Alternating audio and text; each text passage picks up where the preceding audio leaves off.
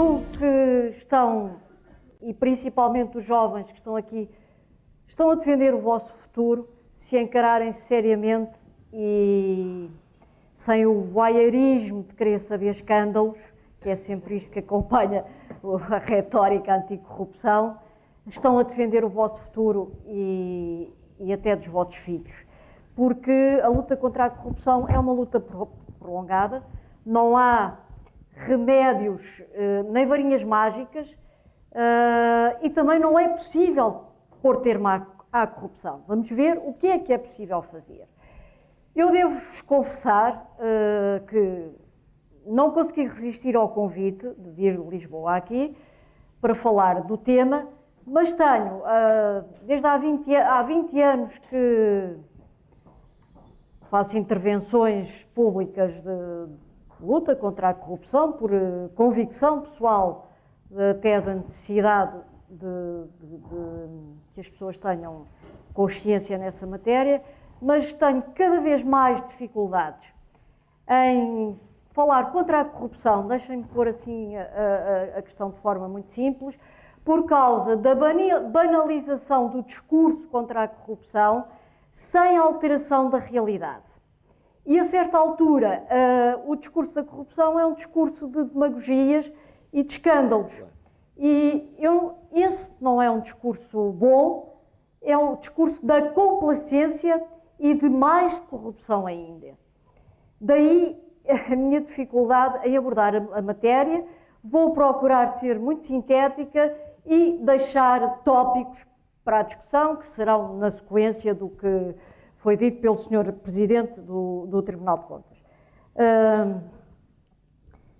O porquê e o para quê, partindo do princípio que não estou perante um auditório de juristas, embora possa haver gente da área do direito, mas não vou tecnicizar o discurso, por assim dizer.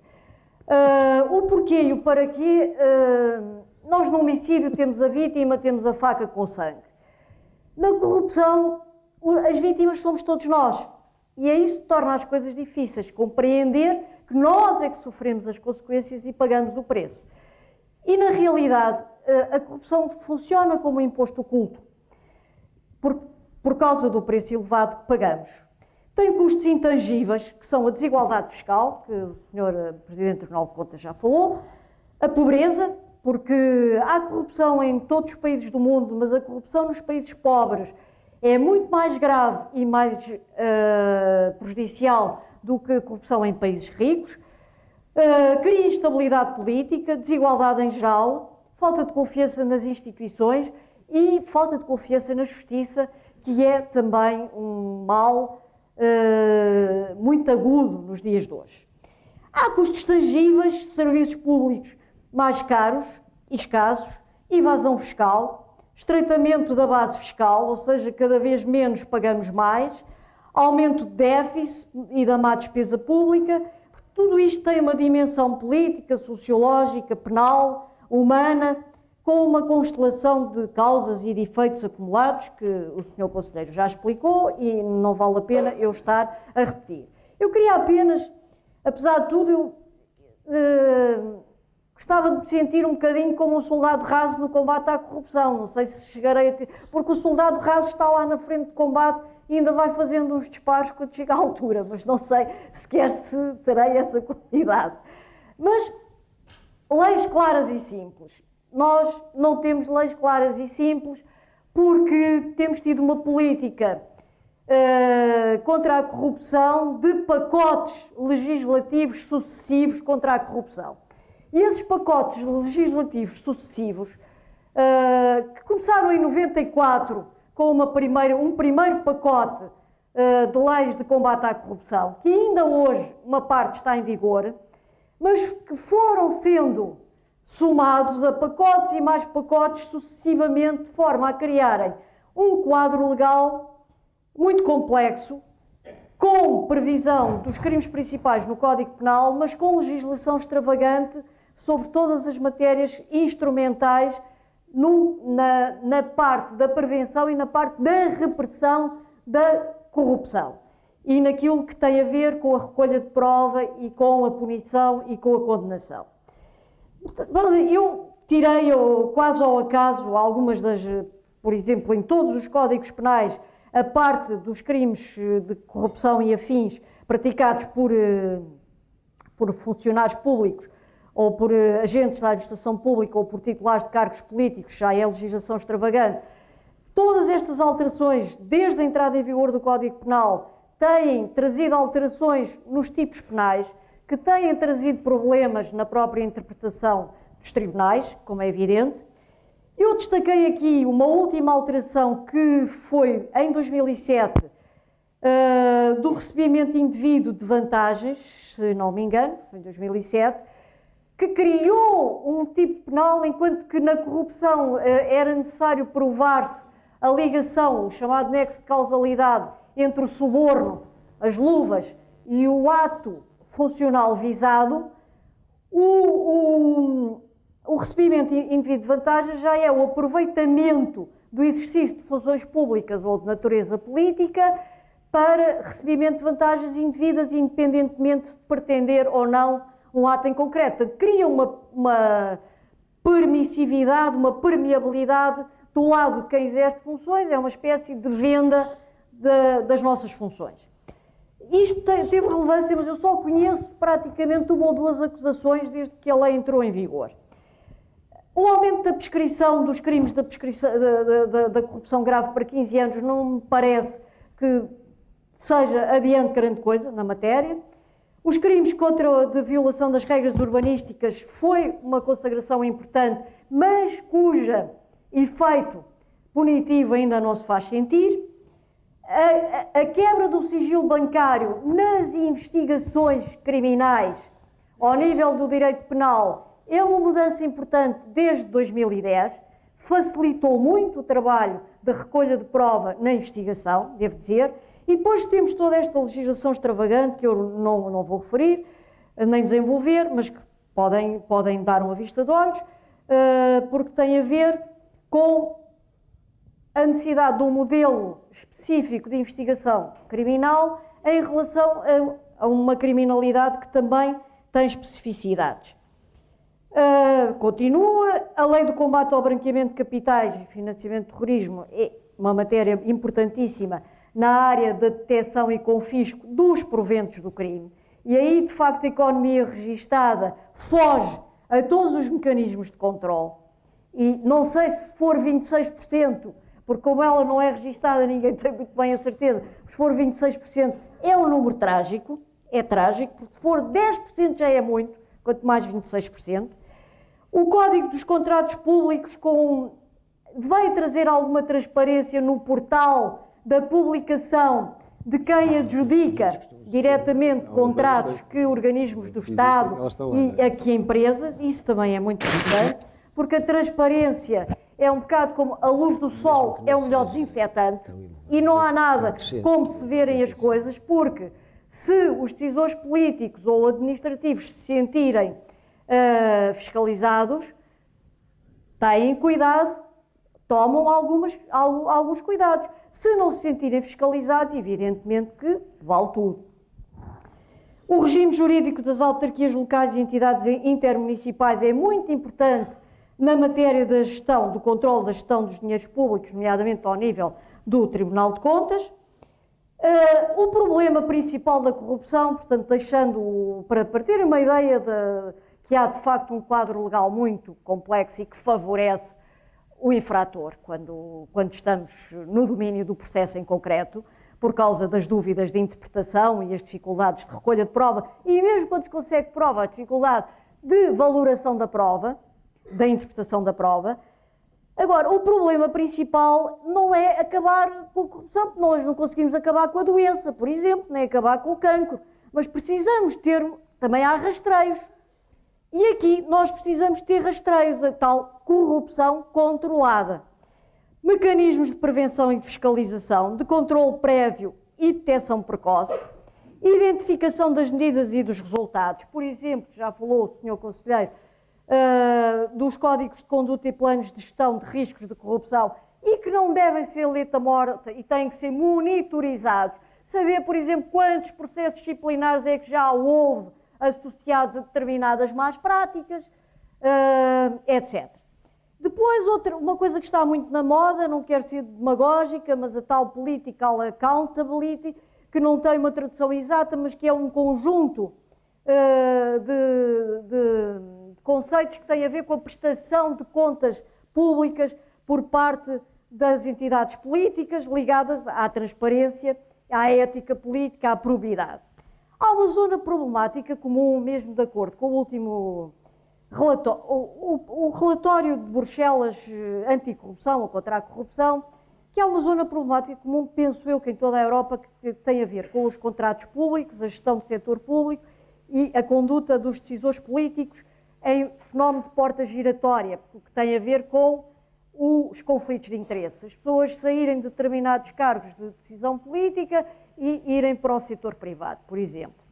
E um outro fenómeno, eu estou apenas a deixar tópicos, não estou a desenvolver, que não existe só em Portugal, mas em Portugal é muito presente, ligado a um certo tradição ainda pré-democrática das instituições, que é o nepotismo, ou seja, o emprego de parentes. No Brasil, é engraçado, no Brasil há uma lei contra o nepotismo, não sei o que seria cá. Houve um Estado, não é no Brasil, há um Estado no Brasil que tem uma lei contra o nepotismo, em que é a lei 10.163, se não me engano, de 2012, em que proíbe a contratação de parentes até ao 3º grau. Porque a contratação de parentes arrasta consigo as más práticas, as tentações e todo o plano inclinado que leva depois a práticas corruptivas. Nós não sei se cá, e não sei como é que a lei funciona no Brasil, mas segundo li numa revista do Ministério Público Brasileiro, há casos de afastamentos de dezenas de pessoas de serviços públicos por ações de natureza civil interpostas pelo Ministério Público na prossecução desta lei. Se calhar, se fosse cá, as pessoas passavam a divorciar-se ou a separar, não sei, porque há sempre aquelas habilidades à portuguesa para contornar as proibições. A caracterização geral do fenómeno também ajuda a compreender que nós não estamos a falar de uma realidade palpável e com rosto, porque são sempre fenómenos subterrâneos, opacos, há sempre um pacto de silêncio, porque evidentemente há vantagens de ambas as partes. É um fenómeno global, embora haja, é local, porque é global e local, porque o caciquismo, os negócios de Estado também têm o seu enraizamento nacional. O Estado, o pior, para mim, o que caracteriza principalmente a corrupção é o Estado ao serviço de interesses privados e não de interesses públicos, seja ele qual for. O Estado de administração, o Estado governo, o Estado de setor empresarial, o funcionário, porque nós não podemos estar ao serviço de interesses privados, temos que estar ao serviço de interesses públicos e não podemos confundir as coisas. O branqueamento de capitais é sempre instrumental da corrupção como forma de separar a origem do dinheiro da prática do ato corruptivo e da autoria, e portanto como uma forma de ganhar impunidade. E o regime offshore, que as transferências, o dinheiro eletrónico e as transferências eletrónicas também escapam a toda a espécie de controle, mas ainda há, hoje em dia, um fenómeno ainda mais nocivo, considerado pelos especialistas mais nocivo que o próprio regime offshore, que já tem alguma obrigação de colaboração com as autoridades judiciárias, são os chamados bunkers fiscais, ou seja, regimes de evitação fiscal, de benefícios fiscais, e que não é propriamente do regime offshore e que não estão ainda tão controlados como o regime offshore. A questão dos conflitos de interesses, que o Sr. Conselheiro também já falou, e aliás, se consultarem o site do Conselho de Prevenção da Corrupção, há uma recomendação e há a matéria de reflexão sobre o assunto. A racionalidade da corrupção. Se não houver risco para os infratores, as pessoas pensam, se eu posso fazer, porque é que eu não hei de fazer? Se eu posso é proibido construir uma casa a não ser a 30 km do mar. Mas se eu construir, outros já construíram ali em cima. Por que é que eu não posso construir ali em cima? Não aconteceu nada aos outros? os autores da corrupção têm uma grande racionalidade, querem ganhos patrimoniais. E raciocinam dessa maneira e avançam. Por isso eu falo em natureza poliédrica dos crimes, porque nós nunca temos... se virmos a estatística da corrupção no site do Ministério da Justiça, temos um número insignificante de crimes. Porque a corrupção é instrumental, por exemplo, do branqueamento de capitais, é instrumental da fraude fiscal, anda de braço dado com a fraude fiscal, das burlas, do crime organizado, por exemplo, até na falsificação de documentos para o crime organizado. A corrupção é sempre uma maneira de atingir um fim ilícito que está sempre associado a um intercâmbio. A corrupção na saúde, por exemplo, está associada a uma série de outras tipologias criminais. E o que torna isto tudo difícil é, de facto, este silêncio utilizado, necessariamente, o uso das tecnologias de informação, que contribui para o anonimato, a internet, e até a utilização de pessoas coletivas de fachada, empresas de fachada, que impedem muitas vezes a individualização de responsabilidades. Zonas de risco, fontes de corrupção, o Conselho de Prevenção da Corrupção tem isso na sua lei orgânica, que são aquelas zonas que exigem mais atenção por parte das entidades de prevenção e na gestão de riscos. Aquisição de bens e serviços públicos, empreitadas de obras públicas, agora com a crise, se calhar, aí o risco é menor, mas é porque não há dinheiro. As adjudicações diretas, negócios imobiliários do Estado, venda de património do Estado, decisões sobre o ordenamento do território, as derrapagens nas obras públicas, financiamento partidário, remeto também para o que disse o Sr. Conselheiro, e a necessidade de aperfeiçoar a fiscalização de acordo com as recomendações do GRECO, que podem, do Grupo de Estados contra a Corrupção, que podem também consultar na internet. O controle do património dos políticos e gestores. Este controle é feito pelo Ministério Público no Tribunal de Contas, mas também precisa de aperfeiçoamento porque não é... As declarações são feitas em papel, o que dificulta muito o cruzamento de dados e a detecção das irregularidades. Não há uma informatização, nem um software informático que facilite. O nepotismo, a contratação de parentes, que parece ridículo falar disto, mas se forem ver, toda a gente sabe histórias a esse respeito. Legislação confusa, que cria um quadro de corrupção viral com fragilidade das instituições. Quando eu digo viral, é a questão do controle. Ainda a corrupção controlada. Mecanismos preventivos são decisivos, os resultados também é decisivos. Com o tempo, haverá resultados dos planos de gestão de riscos de corrupção e crimes conexos, nos recursos humanos, sobre o património, sobre a aquisição de bens e serviços. O portal das adjudicações do Estado é muito importante. Seria importante a publicação das despesas e contratações anuais de cada Ministério e dos setores empresariais do Estado e das autarquias na internet. Aliás, as autarquias já têm obrigações de publicidade ao nível, por exemplo, das transferências financeiras e da gestão dos dinheiros. E também uma matéria que é mais difusa, que é a qualificação dos agentes da administração pública, políticas de compensação de mérito. É um bocado como dizem os americanos, if you get peanuts, you have monkeys. Se nós temos uma administração pública muito desqualificada, temos pessoas com fragilidades e vulnerabilidades grandes. E até do ponto de vista cultural e depois do ponto de vista também financeiro. Medidas relativas a conflitos de interesses, garantias dos denunciantes. Por exemplo, a Lei 19 de 2008, num dos pacotes legislativos sucessivos que cada governo faz um pacote legislativo contra a corrupção. Mas os resultados não são tão visíveis como seria desejável, ou dissuasores. É uma coisa que me faz confusão. A Lei 19 de não é a Lei 19 de 2008, não tem a questão das denúncias a prazo, tem a questão de ninguém poder ser movimentado, por exemplo, na administração pública, alguém que tenha feito uma denúncia, se for movimentado daquele serviço no período de um ano, presume-se que foi em retaliação dessa denúncia. Mas porquê um ano? Parece que o legislador tem algum preconceito em relação à proteção dos denunciantes. O artigo 374b do Código de Processo Penal, numa das últimas alterações, julgo que foi a de 2007, estabelece 30 dias para denunciar a quem queira colaborar ativamente com as autoridades judiciárias, tem 30 dias para denunciar o crime antes da instauração do processo de crime, se quiser beneficiar de um regime de dispensa de pena. E porquê? Porque tudo isto não condiz com a necessidade de combater efetivamente e controlar a corrupção.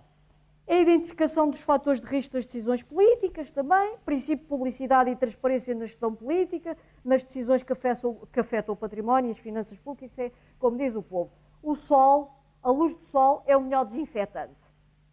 E se nós pudermos ver as coisas, as pessoas têm cuidado. Repressão, para não falar só da prevenção, porque são complementares. Isto já é uma matéria muito técnica, mas nós estamos perante, porque a corrupção está envolvida na criminalidade económica ou financeira, faz parte disso. E isso é uma criminalidade que exige um modelo específico de investigação, porque tem especificidades também na recolha de prova e até na produção de prova. E, nesse sentido, há unidades especializadas no Ministério Público, já há o Departamento Central, e há unidades nos DIAPs distritais relativamente especializadas. Mas não funcionamos em rede, não temos um sistema informático, não temos bases de dados, as comunicações que fazemos ao Conselho de Prevenção também não são em rede informática, deveriam ser até em tempo real, não são, porque o meu objetivo seria de proximidade, quanto mais próximos, mais ágeis e mais capazes seríamos, e integrar também a Polícia Judiciária, enquanto polícia com competência reservada nesta matéria, e outros organismos de apoio. Quando eu ponho aqui a questão da independência financeira para a afetação de recursos humanos e tecnológicos, nomeadamente peritos de informática, contabilidade e finanças, direito bancário e urbanismo, equipamento tecnológico e informático, não estou a inventar nada, não é uma opinião, é uma recomendação da Convenção Penal contra a Corrupção do Conselho da Europa, que recomenda aos Estados e Portugal ratificou esta convenção. Nós dependemos do Ministério da Justiça em todas estas afetações. Eu devo dizer que em todo o Ministério Público há um único perito informático no DIAP de Lisboa para recolha, extração, extratação de prova digital quando há buscas, porque nós quando fazemos buscas está tudo nos computadores ou nos telemóveis. Já não é aquela coisa de apreender dossiês e a prova está nos dossiês. Estou a falar em prova de prática de crimes. E precisamos de informáticos para fazerem isso, porque nós somos juristas e não sabemos fazer isso. O Ministério Público, por exemplo, na Argentina, que ainda há pouco tempo fez uma visita ao DIAP de Lisboa, tem um gabinete nacional de peritos em todas estas áreas, afeto em exclusividade ao Ministério Público e, complementarmente, aos tribunais na fase de julgamento. Isso dá uma capacidade enorme, completamente diferente de atuação do que estarmos dependentes, por exemplo, de uma polícia judiciária que neste momento tem uma lista de espera de vários anos para fazer um exame de um computador por falta de equipamento e por falta de recursos humanos. Claro que não quero com isto desculpar, mas isto também faz parte do embrolho em que estamos metidos para controlar a corrupção. Não temos bases de dados, quando falo em bases de dados da criminalidade participada, porque há casos em que as empresas são sempre as mesmas, os arbitros são sempre os mesmos, os modus operandi, e tem que se conhecer isso, porque se nós não conhecemos o inimigo também não o conseguimos combater. E isso faz-se com partilha de informação. É a tal comunicações que fazemos ao Conselho de Prevenção para análise dos fenómenos, para detecção precoce. Quando virmos determinados sinais, já sabemos, afinal isto é aquilo. Porque, neste caso, a realidade nunca é o que parece, nem nunca parece o que é. A cooperação internacional é muito importante, porque há experiências, tanto das polícias como das autoridades judiciais em toda a Europa e em todo o mundo nesta matéria, que nos ajudam e também nos ajudam na detecção dos fenómenos, porque há muitos casos associados à corrupção que são transnacionais e exigem produção de prova transnacional, nomeadamente na área da fraude fiscal. E casos gravíssimos. Sem falar, por exemplo, mas terrorismo, em que a corrupção é também um instrumento para financiamento de células terroristas, por exemplo, em termos abstratos, ela pode ser utilizada para esse efeito, para para financiamentos, para transferências de dinheiro, etc. E não é por acaso que a lei de branqueamento está associada também à vigilância do financiamento de ações terroristas. Detecção e confisco dos proventos do crime, ou seja, investigação patrimonial, perda ampliada dos proventos do crime, porque penso que aqui é que o sistema penal podia ter uma grande eficácia dissuasora. Não há justiça penal sem confisco das vantagens económicas da corrupção e crimes conexos, que é a destruição do núcleo económico da corrupção, porque na corrupção procura-se sempre uma vantagem económica indevida. Para isso é preciso ter um modelo de investigação pluridisciplinar que envolva, além do Ministério Público, da Polícia Judiciária, a Autoridade Tributária, Serviços Sociais, CMVM, Banco de Portugal, Tribunal de Contas, Tribunais de Investigação, etc., porque cada um de nós não pode saber tudo. Responsabilidade financeira e sancionatória e reintegratória é uma coisa muito importante. Nós ouvimos falar muitas vezes de negócios ruinosos em que o Estado teve intervenção e depois não conhecemos o que é que aconteceu. E aliás, há auditorias extraordinariamente úteis do Tribunal de Contas sobre muitas matérias e depois perdemos de vista o que é que terá acontecido em relação a quem é que pediu responsabilidades aos decisores. A lei aí também tem dificuldades enormes. Os resultados. Os resultados, precisamos de eficácia judiciária, fiscalização mais forte para termos instituições fortes. A eficácia judiciária é fraca no sentido em que não cria mecanismos dissuasores, ou seja, ainda continua, se alguém for encontrado com droga, com um saco de droga, sabe que é condenado, não tem safra, é condenado 7, 10, 15 anos de prisão. Se alguém for apanhado numa prática corruptora ou análoga, tem sempre expectativas de escapar. E o pior é que isso pode acontecer. Porque, de facto, toda a produção de prova e a forma e a previsão penal criam, muitas vezes, dificuldades enormes na aplicação da lei também. O que não quer dizer que não haja condenações, que temos que ter uma visão gradualista do fenómeno. Estamos hoje incomparavelmente melhor do que estávamos há 5 anos atrás e do que estávamos, por exemplo, em 93. Sabemos mais, fazemos mais, mas temos também um problema que é comum a toda a Europa, que é uma visão muito ampliada e muitas vezes é a visão do escândalo, da comunicação social.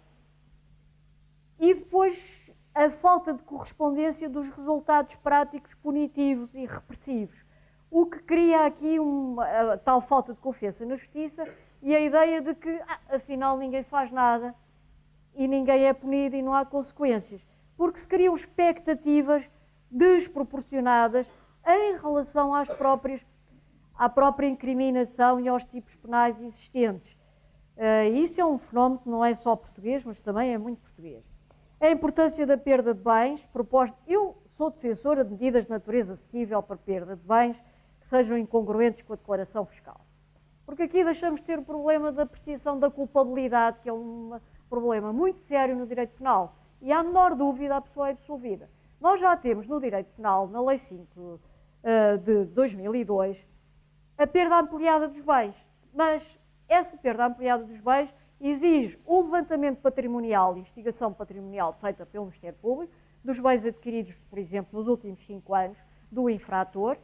Se houver acusação, o Ministério Público requer ao Tribunal a perda ampliada de bens que presume, é uma presunção ilidível pelo arguido, mas que presume como de origem criminosa, uma vez que não estão justificados.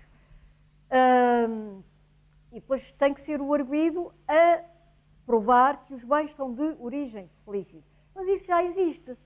A nossa grande dificuldade é fazer a investigação patrimonial. Porque isso já existe e é semelhante ao enriquecimento ilícito se for usado. E nós temos uma estatística baixa, embora tenha vindo a ser aumentada, mas temos uma estatística baixa do uso desse instituto, que está em vigor desde 2002. Já há bastantes anos, mas só nos últimos 2 ou 3 anos é que eu tenho conhecido, daquilo que me é dado ver, algum recrudescimento ou utilização mais intensa não em termos estatísticos, mas utilização deste instituto. Porque a estatística aqui nestas áreas é sempre muito baixa, porque há sempre muitas dificuldades. Não é como a estatística das acusações contra os furtos ou contra os roubos, são realidades completamente diferentes em termos de investigação, não é? O controle dos dinheiros para as campanhas eleitorais, como já disse o Sr. Conselheiro, Presidente do Tribunal de Contas, responsabilidade financeira e política, que é um problema crónico. Se há má gestão dos dinheiros públicos, alguém tem que responder, mas não só nas urnas, responder com o seu património. Decidiu mal, deve sofrer as consequências. Medidas urgentes ou impossíveis ou possíveis, reforço ao nível da repressão das unidades de perícia, tanto na Polícia Judiciária como atribuição ao Ministério Público. Bem, sei que pode parecer aventureiro falar disso em tempos de austeridade, mas não há omeletes sem ovos. Efetivo controle da riqueza dos titulares dos cargos políticos, porque essa lei já existe, mas é sempre o problema da sua aplicação, onde estão as dificuldades. Ao nível do Tribunal de Contas, a responsabilidade financeira, que é também da responsabilidade do Ministério Público, mas que os colegas do Tribunal de Contas também traduzem um quadro legislativo de complicações nessa área. A publicidade das despesas do Estado, controle da corrupção. Pois, é muito simples, fiscalização, com punições disciplinares ao nível da administração pública e dos organismos públicos, condenações penais, confisco dos proventos do crime, medidas cíveis não existem no nosso sistema, mas eu sou defensor, existe no sistema anglo-saxónico e dão resultado. Criar um risco para os infratores, porque se não há risco para os infratores, como não há um travão, porque as coisas não acontecem porque as pessoas sejam más, é porque, se é fácil, porque não? Se eu posso enriquecer com facilidade e rapidamente, porque não? Instrumentos internacionais, está lá tudo, não precisamos de inventar a roda. O mal dos portugueses muitas vezes é queremos inventar a roda. E é tudo, muito obrigada.